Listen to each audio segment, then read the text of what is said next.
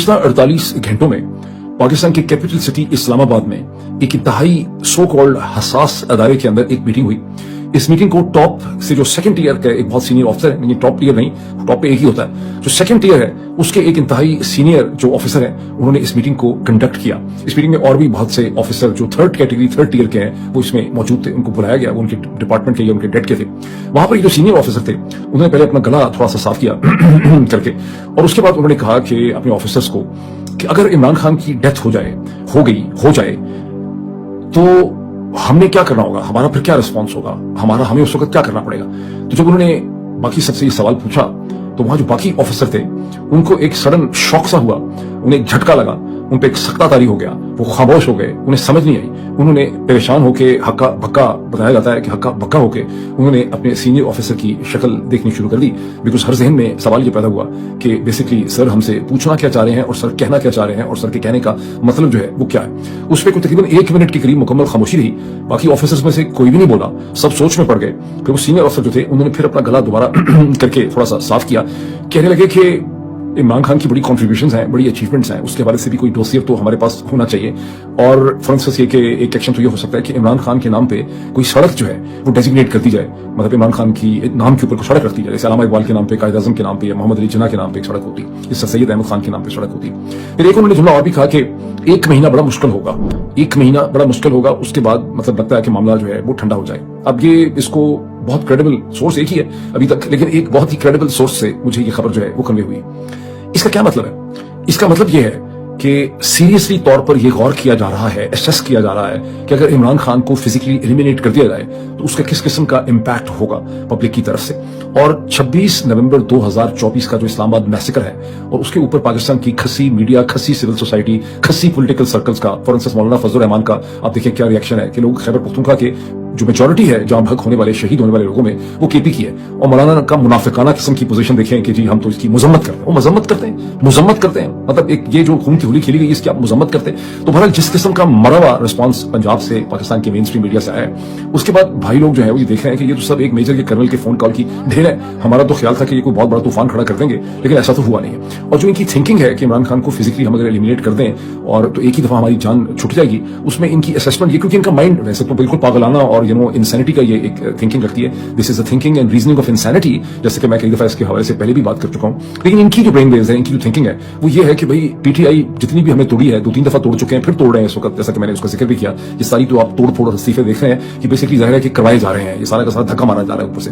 ये पूरी सूरत हाल तो इन्होंने पैदा की है, लेकिन इनका अंदाजा ये है कि कितनी ही हम तोड़ फोड़ क्यों ना करें, जब तक इमरान खान जिंदा है, इमरान खान एक लोकस है, फोकस है, तो उतनी देर तक बहुत जल्दी पाकिस्तान तहरीक इंसाफ दोबारा से रीग्रुप हो जाएगी। तो मौका यह है कि इमरान खान ही को अगर रास्ते से हटा दिया जाए तो चीजें हमारे लिए जो है उसके बाद, इनका ख्याल ये है कि चीजें हमारे लिए जो है वो बहुत ज्यादा उसके बाद बेहतर हो जाएंगी। अब ध्यान रखिए कि ये मैं खाली इस एक सिंगल सोर्स के हवाले पे बात नहीं कर रहा, ये खुद इमरान खान कई दफा अभी इस चंद दिनों पहले से, चंद हफ्ते पीछे अगर आप चले जाएं तो इमरान खान के बिहाफ पे इमरान खान खुद के बाद अलीमा, अपनी हमशीरा अलीमा खान जो है उनके जरिए कवर कर चुके हैं। और जाहिर है कि इमरान खान ने इस तरह से सुना तो नहीं होगा जिस तरह से मैं आपको सुना रहा हूं। तो इमरान खान जाहिर असेसमेंट करते हैं कि इनकी स्ट्रेटेजिक इंटरेस्ट जो है जरनैल साहिबान के और शरीफ जरदारी के वो क्या है, और उनको नजर आता होगा कि उनकी एलिमिनेशन जो है उसी से इनके मफादात जो है वो फुली तौर पर सिक्योर होते हैं। सो हम इसको इस स्टेज के ऊपर डिसमिस नहीं कर सकते। फॉर इंस्टेंस ये कि इमरान खान तो कहते हैं कि 2 दफा उन पे कातलाना हमला हुआ, लेकिन एक तो हमें पता है कि उनको पूरा कत्ल करने की कोशिश की गई 2 और 3 नवंबर 2022 में, वो तो कातलाना हमला ही था।